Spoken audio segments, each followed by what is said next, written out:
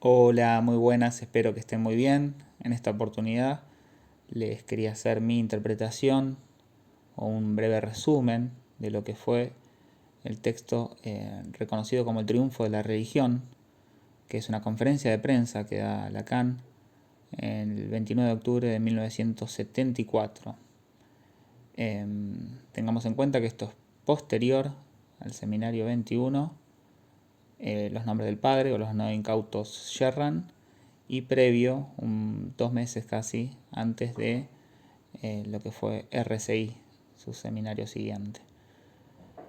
Bueno, en esta conferencia de prensa, lo primero que interroga el periodista es por qué el psicoanalizar es una posición insostenible. Ahí dice Lacan que no fue el primero en decir esto, obviamente recurre a Freud y empieza a hablar de las tres posiciones que ya había mencionado Freud como insostenibles o imposibles, que son el gobernar, el educar, y a estas dos se le suma el psicoanalizar. Dice que no faltan candidatos que se postulen tanto al gobernar, al educar y al psicoanalizar, y por eso mismo es una posición ventajosa. Se cree que es de un fácil acceso, pero finalmente caen presos de la angustia cualquiera que esté en esas posiciones, con lo cual se considera que son insostenibles por ese mismo motivo, ¿no? Bien, empieza a hablar del gobernar y menciona que el gobernar, siempre hay candidatos que quieran gobernar, incluso son reconocidos. Los pueblos aplauden a quienes gobiernan y les reconocen todos sus logros. A su vez, el educar se interroga Lacan y pregunta hacia la audiencia si es necesario que alguien sea educado. Dice, no, el hombre se educa solo. No es obligatorio que el hombre sea educado. Uno va por la vida, transcurre sus etapas de crecimiento y se va educando sin que necesariamente tenga que pertenecer a una institución formativa que nos eduque. Por eso es un grave problema el considerar que alguien pueda ejercer esa función de educador. Sin embargo, dice, no se cesa de educar y no se cesa de gobernar, y ahí a esa posición llegó el psicoanálisis para también preguntarse qué es psicoanalizar. Agrega, hay un anexo aquí, que es algo que parece que Freud no se metió mucho, y es el discurso científico. También lo considera como una posición más imposible y que ante la angustia que recién se empezaba a ver por ese entonces, el científico no sabe qué hacer. Y ahí pone un claro ejemplo, algo como muy paradójico, que sería: los científicos investigan y trabajan con las bacterias. ¿Qué pasaría si desde un laboratorio y a partir de una bacteria que se supondría que curaría a la humanidad, surge la destrucción de la misma? Sería algo maravilloso. Es decir, se han encargado los científicos todo el tiempo de crear soluciones a los conflictos de las distintas etapas que ha recorrido la sociedad y la humanidad. Sin embargo, parece que siempre llegarán tarde. Por otra parte, refiere que la ciencia no sabe lo que hace, y a nadie se le ocurre decir que hay una ciencia que diera resultados. Por ese mismo motivo, la asimila con el gobernar y el educar. Esto quiere decir que la ciencia es en algún punto tardía, ya que lo que se consideraba haber alcanzado en un tiempo, años después es refutado por un nuevo conocimiento. El psicoanálisis obviamente dice que debe ser el primero, aún menos considerarse como un saber o algo que podría ser alcanzable como una totalidad, pero se ocupa de lo que no anda bien, y él lo denomina lo real. Lo que no anda bien es lo real. Ahí dice algo muy interesante, que es un párrafo donde dice que lo que anda es el mundo, que marcha, que gira en redondo y que en su función de mundo hace que las cosas funcionen. El psicoanálisis va hacia aquello que no funciona. Los científicos en algún punto evaden todo esto porque les genera esta angustia y el psicoanálisis trabaja con la angustia, se encuentra con lo real y trata de investigar un poco más desde ese campo. Bueno, dice que el futuro del psicoanálisis haría falta que éste se consagre a la extravagancia. También habla de, en postura o en contraposición de todo esto, de estas posiciones insostenibles e imposibles, está la religión. Ahí viene la consulta sobre por qué dice que la religión va a ser la que triunfe realmente ante los otros campos. Dice que toda religión se encargó siempre de darle un sentido a las cosas, que antes las cosas eran naturales, ¿no? Y la religión le encontró un sentido a aquellas cosas que angustiaban a los científicos y a otras profesiones, ¿no? El psicoanálisis ocurrió ante cierta avanzada del discurso científico y dice que no espera que se convierta en una religión. Ante la consulta del periodista, dice, podría llegar a ser una religión, pero yo no espero a que se convierta en una como tal. Hay un claro indicio y un señalamiento de Lacan para todo aquel psicoanalista que caiga en lo dogmático, ¿no? Que crea poder alcanzar una forma de respuesta única y consolidada, que esté más asemejado a la verdad, porque podría ser una religión. Sin embargo, dice que el psicoanálisis lo define como un síntoma. Solo falta comprender de qué. ¿Es un síntoma de qué? A su vez, habla de la religión como la verdadera religión y dice que es la romana. Estaría mal meter todas las religiones dentro de una bolsa, pero todas hablan de lo que es la religión. La religión segrega sentido. A partir de ello nos ahogamos verdaderamente bien en él. Se inunda de sentido a través de la religión y pareciera que se resuelven las cosas.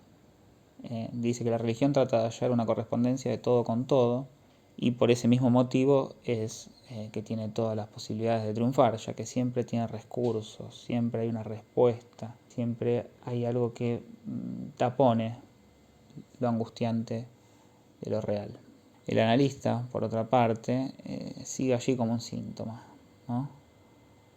Dice que a su vez, igual de toda forma, la humanidad se va a curar del psicoanálisis, porque con el exceso del sentido, con el taponamiento que pueda generar aquello que tenga que ver con lo certero, lo religioso, incluso podría pensarse también la ciencia, cuando pareciera que alcanza ciertas verdades, le genera un sentido. Por lo tanto, el psicoanálisis ahí no tiene mucho que hacer con lo que tiene sentido. No quiere decir esto que el psicoanálisis trabaje solamente con el sinsentido, ¿no? En algunos casos hay que construir un sentido, pero no es a eso a lo que se refiere en esta instancia. El entrevistador le dice que a su retorno Freud hace que sea aún más confuso de leer a Freud. En algún punto, quien lo está interrogando le dice a Lacan que su retorno a Freud hace que leer a Freud sea más confuso, que complejiza las cosas y que no es necesario complejizarlas. Ahí Lacan le señala que su intención no es que quien lea comprenda sus textos, sino que los lea.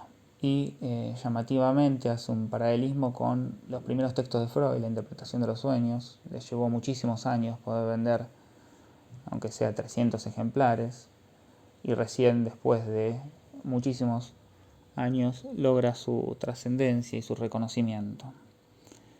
Sin embargo, con Lacan ha notado de que lo han comenzado a seguir desde los primeros años, en que empezó a dar sus seminarios, ya con un largo recorrido él, y aún así volvían a su lectura.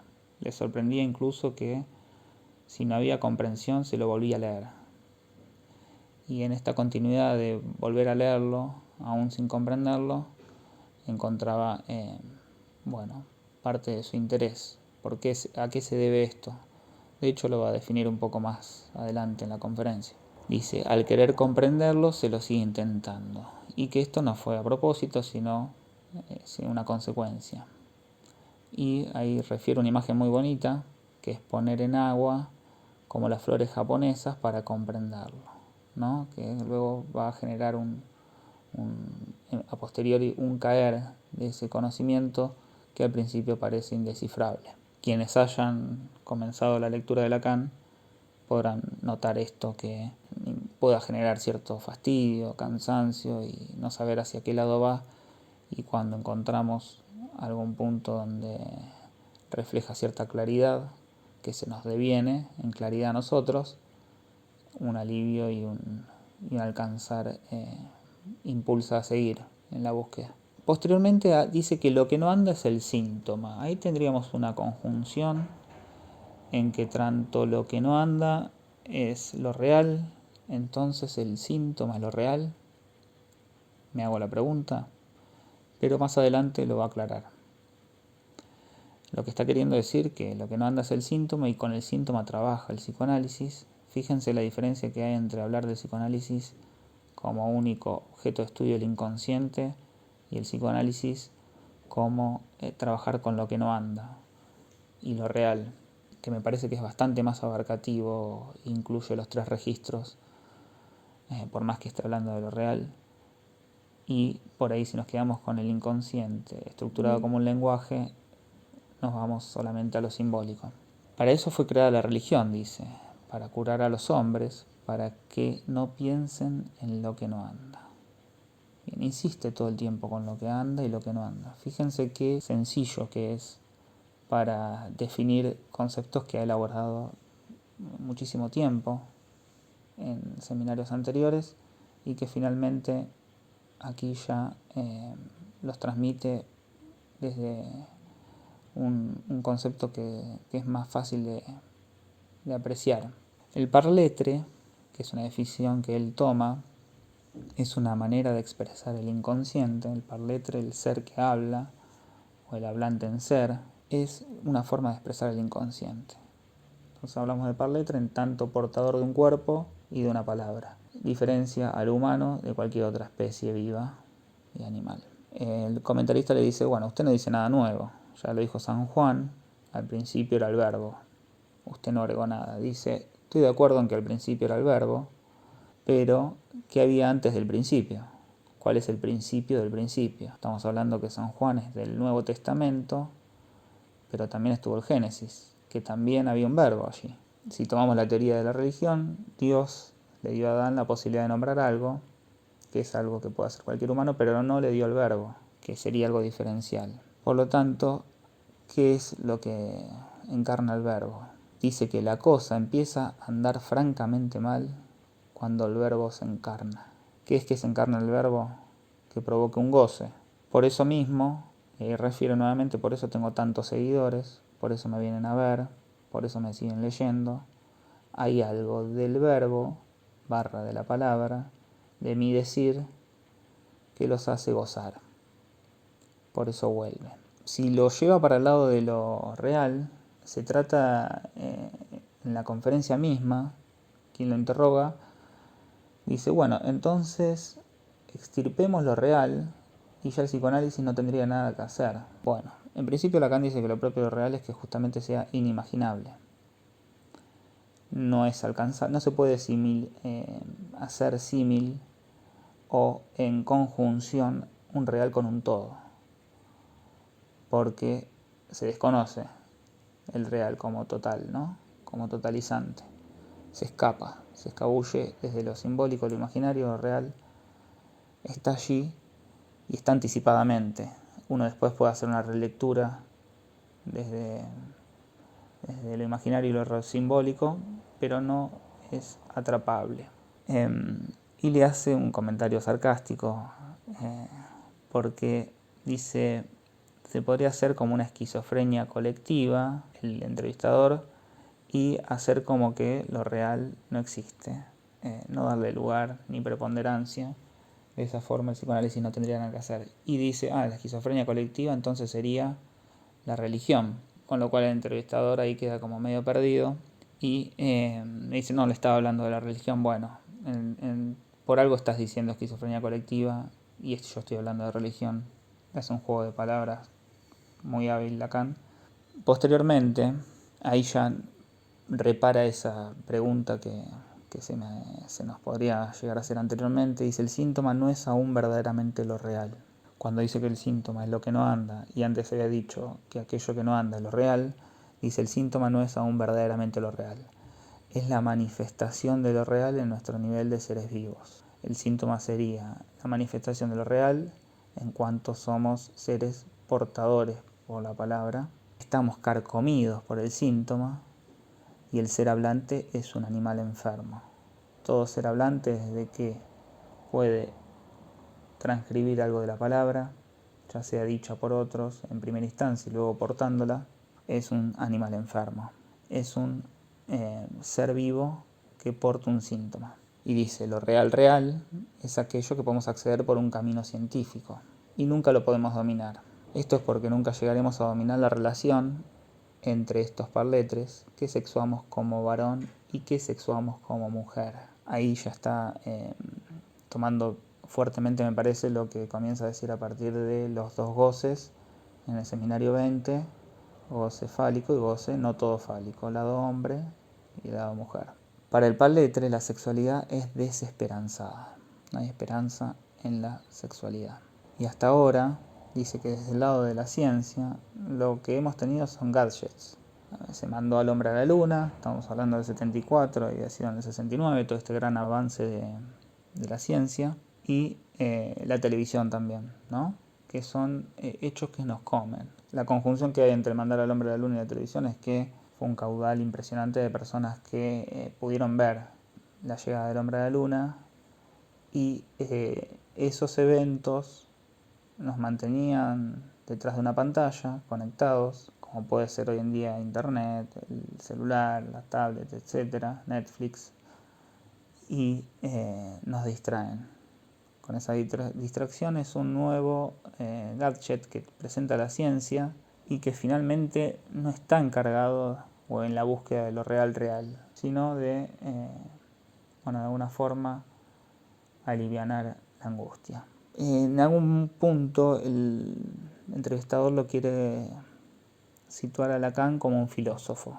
Y él dice que no, para nada es un filósofo, que la filosofía está caduca desde hace mucho tiempo, que Heidegger dijo 2 o 3 cosas interesantes, minimiza un poco irónicamente el comentario sobre Heidegger, pero por otra parte está reconociendo como un último gran filósofo. Y dice que él no es filósofo y lo real no es una absoluta ontología. Le hace como 3 negaciones desde lo absoluto, en que él no es para nada filósofo, que lo real no tiene nada que ver con la ontología, que lo real no es un todo porque no puede ser verificado, etc. Bueno, y se hace la pregunta a Lacan de ¿por qué no pensar que algún día sabremos más sobre lo real? Dice, antes consideraban que era imposible saber de qué estaban hechas las estrellas y a partir de que la ciencia puede haber creado el espectroscopio, se pudo saber sobre la composición de las estrellas. En algún punto, a partir de ello, algo de la ciencia pudo conocer un poco más, ¿no? Pudo tener un alcance, pero se sabe que es interminable esto. Cuando se es analista, siempre estamos tentados de patinar, dice. Deslizarnos, dejarnos deslizar en la escalera sobre el trasero, y esto es, sin embargo, muy poco digno de la función del analista. Finalizando lo que es la conferencia, hace esta reseña donde el analista debe estar muy atento y serio en su posicionamiento como analista, que no debe dejarse llevar, ¿no? Como si fuera sobre patines, ¿no? Tirándose por la baranda de la escalera, deslizándose y como si todo marchara, ¿no? Como si todo funcionara y confluyera a través del atado de sentido. es un señalamiento para los analistas que no se interrogan sobre su práctica y que puedan perder un poco el horizonte del psicoanálisis. Bueno, les recomiendo que lo lean. El triunfo de la religión es un texto muy fácil de acceder, a diferencia de otros, y que me parece que también hace un recorrido y un resumen interesante de algunos conceptos que está ya trabajando en esa instancia. Y bueno, está ahí al alcance para quien quiera leerlo. Hoy en día tenemos la facilidad de poder acceder a ello. Espero que les haya agradado y nos veremos la próxima. Que estén muy bien. Hasta luego.